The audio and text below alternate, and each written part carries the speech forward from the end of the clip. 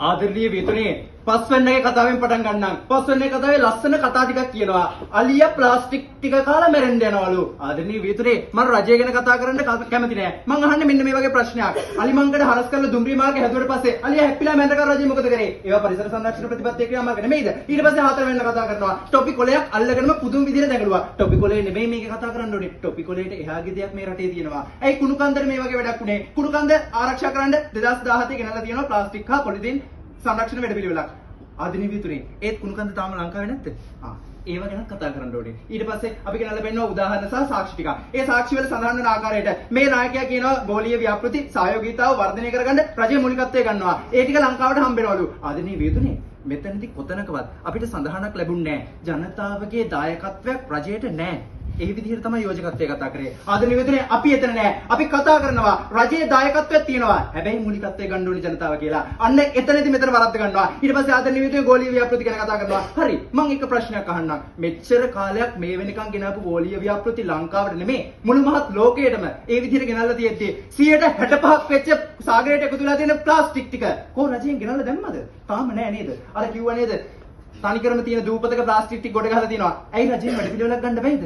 ඒකට ක්‍රියාමාර්ග ගෙනල්ලා පෙන්නන්න. ඉන්දියාව ලංකාව ගැන විතරක් නෙමෙයි. ජපානයේ අයන්න උගන්වන්නේ නෑ තමයි. මොකද ජපානයේ භාවිතා වෙන්නේ සිංහල භාෂාව නෙමෙයි. ජපන් භාෂාව. ඒක කතා කරන්න ඕනේ ඒ විදිහට. ආදරණීය විතරේ ඊළඟට මොකක්ද? ඊට පස්සේ තුන් වෙන කතා කරනවා පරිසර සංරක්ෂණය උදෙසා රජයෙන් මූලිකත්වය ගන්නවමයි. නීතියක් ගැන කතා කරනවා. ප්‍රතිපත්ති ටික ගෙනාවා කියලා පෙන්නනවා. ආදරණීය විතරේ ප්‍රතිපත්ති ගෙනව වෙන්න පුළුවන්. නීති ටික ක්‍රියාත්මක කරනවා වෙන්න පුළුවන්. ප්‍රායෝගික වෙන තැනදී ලොකු ප්‍රශ්නයක් තියෙනවා. ඒකයි අපි කිව්වේ ක්‍රියාදාම මූලිකත්වයක් ගැන. ආදරණීය විතරේ ඊළඟට ලොකුම කතාව අල්ලගන්නේ අධ්‍යාපනය ගැන.